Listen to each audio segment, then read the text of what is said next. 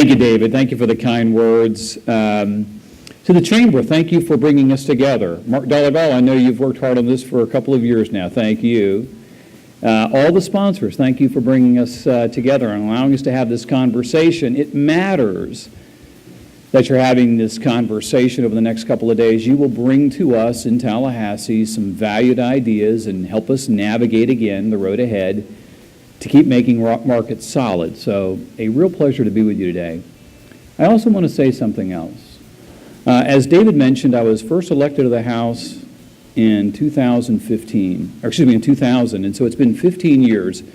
I never thought I'd be in Tallahassee that long. I believe in term limits, and we should come and we should go and do our part and do our best and stay honest to what we fought for and what we believed in. But I have had the chance to work with many individuals over that time, and I'd like to acknowledge one in the room, because I know there's probably a lot on everybody's mind. But one individual I've had a chance to work with on the issues that matter to you is our Commissioner, Kevin McCarty. So I'd like to say, Kevin, pleasure to be with you today. Thank you.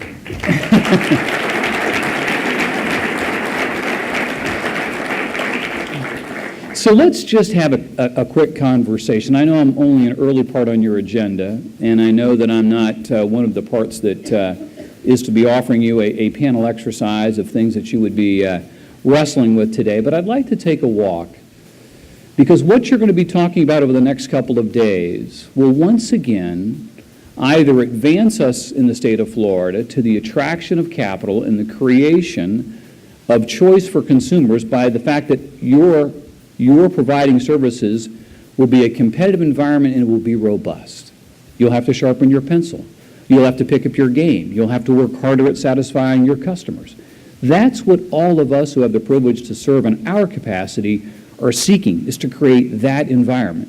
No benefit or leg up to any one of you, and certainly an opportunity for consumers to get the very best deal they can get, and to hold anyone accountable if anyone misbehaves in the industry. That's what you would want us to do, so that Florida is known as a place where you can come and do business, and there's nothing shady about it whatsoever.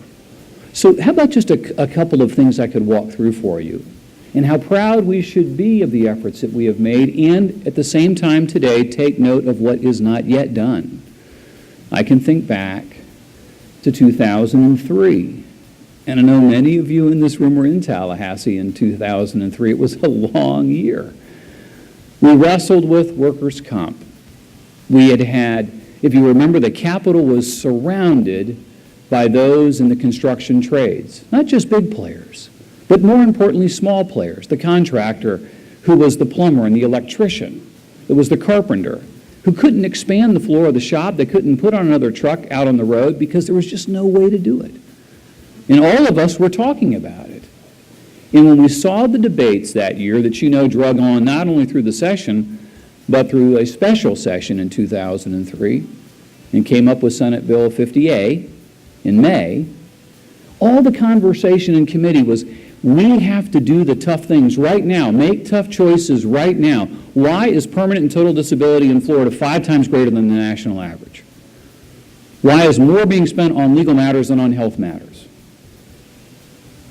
And fortunately, there were enough legislators who shared those same concerns and who believed in the solutions, and they made the right choice. But every debate in the House, in the Senate, in committee, or on the floor was talking about our obligation to do these things so that the market can be strong and people who are needing a lower cost to buy a house or that would hire one more person to be a contractor, and on their team, it was our obligation to do this. And we did. Then we had medical mal that summer. And it wasn't solved in Special Session A, and it wasn't solved in Special Session B, but in Special Session B, I was one of those 10 senators who voted for the caps that were necessary to address the issue. There were only 10 of us, but by August, we had just enough to get it done. But all the debates in the House and all the debates in Senate committees and all the debates on the floor was, if we don't do this, there will be less providers in the state of Florida. There'll be less access to the person you need. We can't allow costs to go up 150% in 3 years in this state. Let's make the tough choices and let's do it. And it was done. Now, of those two matters, even though our goal in workers' comp was, could we possibly bring rates down 14 to 15%? You know what it is now. On a cumulative basis, it's almost 60%, a 5.2% reduction this year. Medical mal down 25%, and a number of players back in the industry. We did the right thing for Florida's professionals, for Florida's consumers, and for the industry. Auto insurance. We've been up and down on this one for a number of years.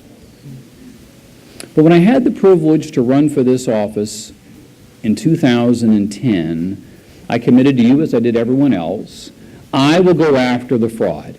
I'll go after the fraud like no one has ever done it before. Give me a shot. And we have. And I can tell you now, over my predecessor in the role, that every case we take to a state attorney, 95% of them are accepted. Before it was 82%. I can tell you that once we get them into a courtroom, 95% conviction ratio. Prior to that, it was 68%. If we get you, we're sending you to jail. And we've gotten 5,500 of them.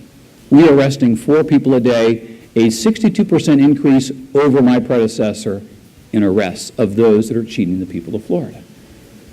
But it was very apparent to me, if I had General Patton's army, I couldn't arrest them fast enough. This was as much about policy as it would be about beating it with our own insurance investigators. So we went after policy, and many of you in this room helped us with that. And Robin, you put together that work group. We laid it out. People embraced it. And we've made, again, a lot of tough calls. We dealt with the fact that what's an emergency room condition, what should really be taken care of under PIP, getting out the legal costs again. And we're 2 years into this. And rates are down about 13% on the PIP portion of the policy. And I'll come back to that in a minute. And the other matter, of course, has been property. And boy, have we wrestled with that, as David mentioned. We have wrestled with that year in and year out. But you got to look back that someday somebody will write the book from 2004 to 2024. And it's going to be a very interesting read. Now, we would think that. Maybe others may not burning it up on Amazon, but we will look back and we'll think about the path that we have been on. And where, as was mentioned, it could have been sideways along the road.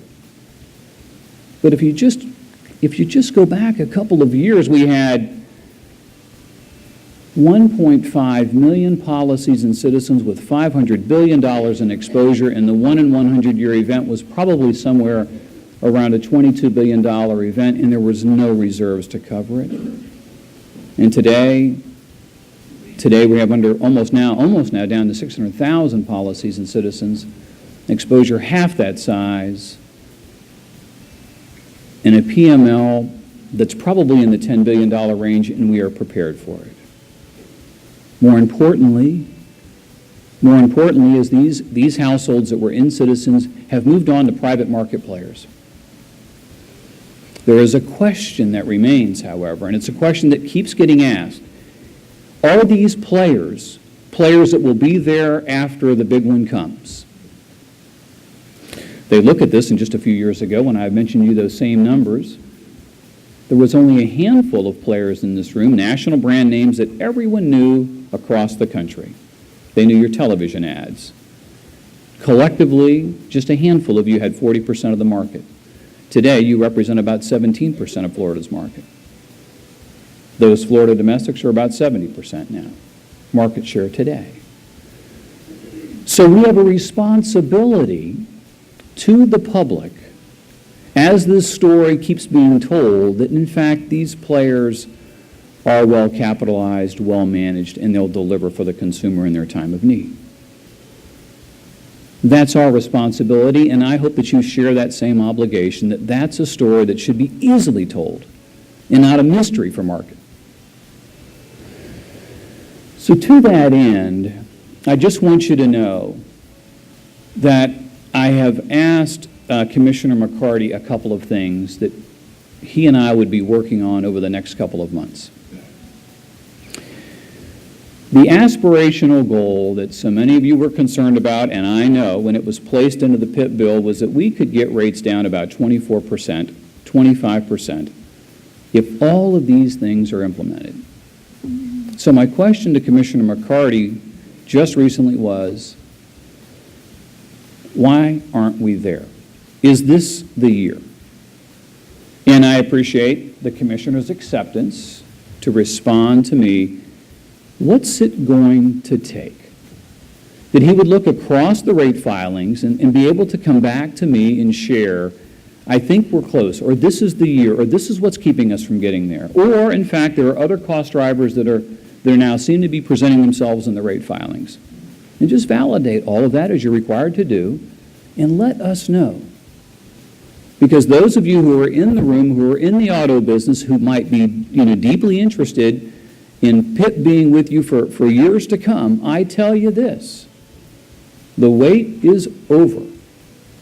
The consumer has grown tired. If the changes that were not put in place 2 years ago cannot achieve the savings that the legislature expected, something's going to change.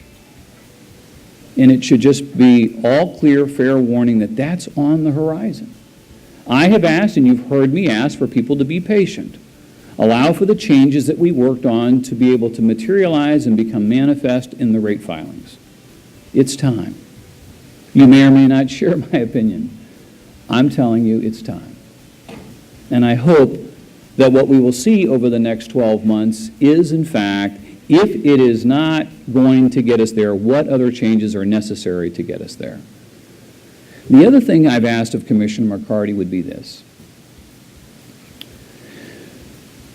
that if 70% of our property market is now with Florida domestics, that may not be the familiar name to every household, let us take on the ownership of providing a greater degree of comfort to the public that, in fact, these companies are sound.